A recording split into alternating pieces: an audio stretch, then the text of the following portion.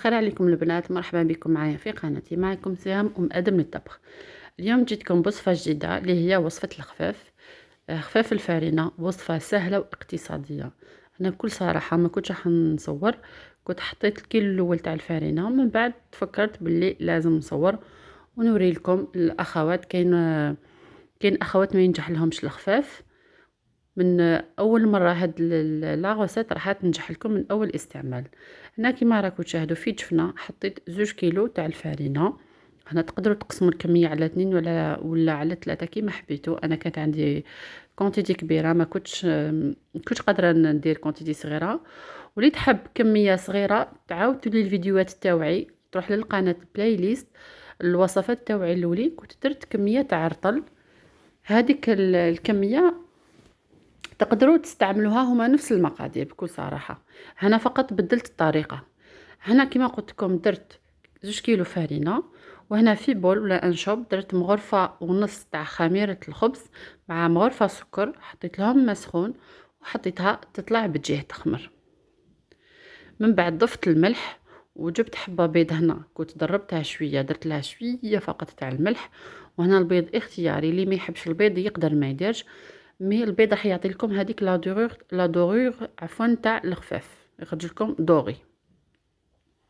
وهنا نبدا نلم في الخفاف، نضيف له الماء دافي ونبدا نعجن. اللم قبل ومن بعد نبدا نعجن كيما راكم تشاهدوا. انا هنايا لا فيديو جاتني طويله، سي بور سا راني نسرع فيها. هنا بعد ما خمرت لي هذيك الخميره مع السكر، نحط نص الكميه ونبدا نعجن في العجينه ولا نطم فيها. يعني كي تكونوا تحطوا الماء من الاول ما تكثروش الماء باش ما تجرالكمش،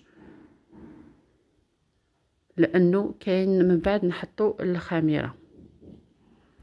فوالا البنات كما راكم تشاهدوا انا هنايا اللم، ونحي هذيك العجينه دي تكون في الجنب تكون لاصقه. وكاين فرينه تلقاوها من تحت، من داك ما يلحق لهاش الماء ضربوا حتى لتحت البنات. وهنا نضيف نصف الكميه اللي قعدت لي تاع الخميره.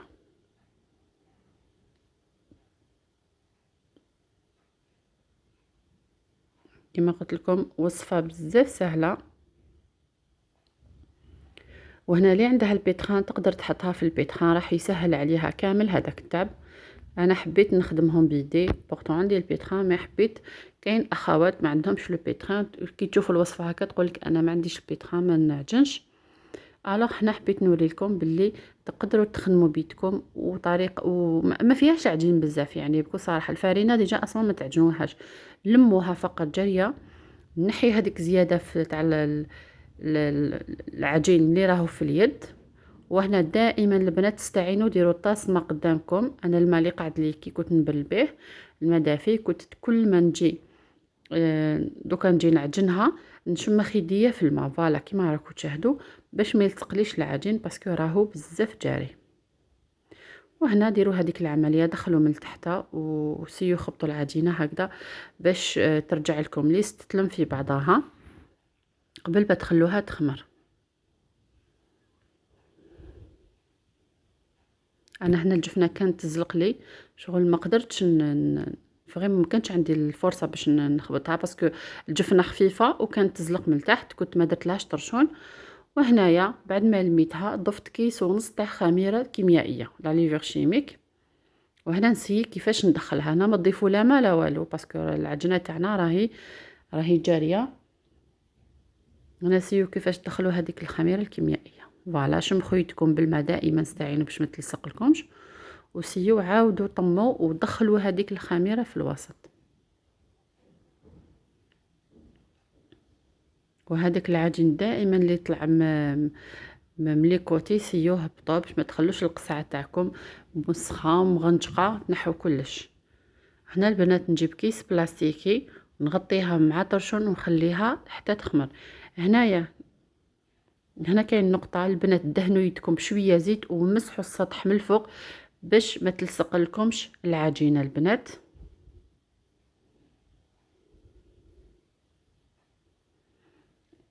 فوالا كيما راكم تشاهدوا شتو كي ديروا الزيت ما تلصق لكمش فقط.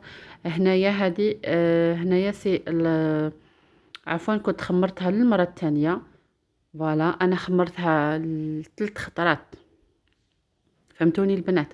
3 خطرات نخمرها ونخبطها ونخمرها ونخبطها. هذه لا فيديو هذه عفوا هنا تخلطوني نورمالمون، هذه هي الثانيه باسكو انا المره الاولى ما درت لهاش الزيت، سي بوغ سا لصق لي الكيس. مي المره الثانيه كنت دهنتها بالزيت، والمره الثالثه كيف ندير شويه زيت ونغطيها حتى تخمر ويديروا لي هذوك البنابل. وكل ما تنحوها وتخطوها البنات راح يديروا لكم هذوك الفقاعات البنابل، هنا تعرفوا باللي السفنج ولا الخفاف تاعكم باللي نجح لكم. فوالا شوفوا هذه الطريقه، شمخوا يدكم وضربوا من تحت للفوق، ما زيدولهاش الماء، شمخوا فقط الاصابع تاعكم باش ما تلصق لكمش العجينه.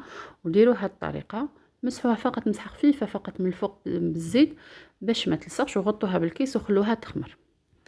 هنا راح لحقنا للمرحله تاع الثالثه. قلت لكم انا خمرتها 3 خطرات، كان عندي الوقت كنت درتهم بكري، واذا ما كانش عندكم الوقت ديروها مرتين فقط. هنا جبت كميه تاع الزيت ونبدا نقرص في الخفاف تاعي. شوفوا البنات انا نقرص والبنابل راهم يخرجوا، راكم تشوفوا. فوالا هنا جاتني الكميه هذو تاع 2 كيلو فرينه تقريبا ولا ماشي بلوس 40 حبه. انا درتهم متوسطين، ما راهم صغار ما راهم كبار. وفي الاخر راح تشوفوا الصور، كانوا هذوك الحبات الاخرين الحبات الاولين كانوا طاروا بهم الحبات الشابين هذوك الملح، كانوا كلاوهم كانوا داوهم. سما ما كانش عندي الوقت باش نصور وكنت نطيب وممتو، سما هذوك الحبيبات الاخرين هما اللي صورتهم لكم وريتهم لكم في المقتطفات بالاخير. على البنات راح نقرص كامل انا العجينه اللي راهي عندي، نحطها في سنيوات تكون دهنتهم بالزيت. وما تنسوش تمسحوا مسحه خفيفه من الفوق على العجينه هكا باش ما ديرلكمش هذيك القشره اليابسه عفوا.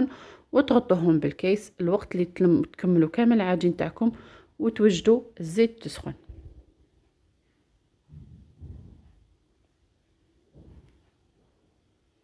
هنا البنات انا نكمل نقرصهم ونتلاقاو من بعد كي نكون نقلي. وهنا البنات كيما راكم تشاهدوا انا كنت بديت نقلي، هنا قليت 3 حبات الاولين، خفت يخرجوا لي ماشي ملاح، قلت حتى يخرجوا الملاح من بعد نبدا نصوركم. بصح الحمد لله من الحبه الاولى جاتني ما شاء الله، جات منفخه، جات هايله. البنات هنا انا مولفه ندير معكم الخفاف، درت معكم مقيله 2 وصفات، كنت ندير ب2 مقلات. المقله الاولى نحط فيها كميه قليله، المقله الثانيه عفوا نديرها شويه زياده ونحطها. هاد المره حبيت ندير مقله واحده فقط، مي ما تعمروهاش بالزيت. راكم تشوفوا شحال حطيت انا.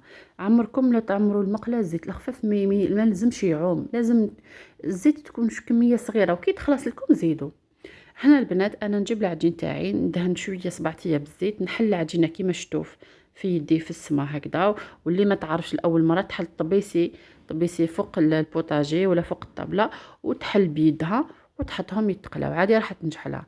هنا كي تحطوا الخفاف تاعكم في الزيت، لاستوس اللي راح تخلي لكم الخفاف تاعكم يتنفخ لكم انكم شوفوا كيما راكم تشاهدوا ما ترموش الماء تمتم، الزيت عفوا الزيت تمتم، خلوه واحد 5 سكوند حتى يبدا يتنفخ. من بعد كي ترموا له الزيت راح يعطي لكم هذوك الفقاعات هذوك البنابل ويجيكم منفخ في الوسط. باسكو لو كان تحطوا العجينه وغير تبداو تضربوا لها الزيت راح تشوكيوها ما راحش تتنفخ لكم. فهمتوني البنات؟ نتمنى تكون لحقت لكم المعلومه. راهي خلصت لا فيديو وانا ما عفوا ما كملت لكمش للاخر. المهم هنا كما قلت لكم لا فيديو هذه صورت هذو الحبات الاخرين، قلت لكم الحبات الاولين شابين كانوا طاروا بهم كلاوهم كامل بصحتهم.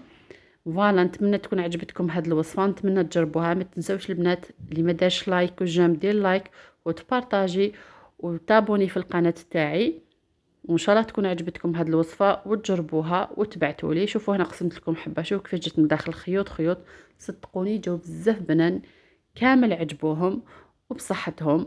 ونقول لكم نخليكم بخير، نتلاقاو في وصفات اخرى ان شاء الله. بقاو على خير.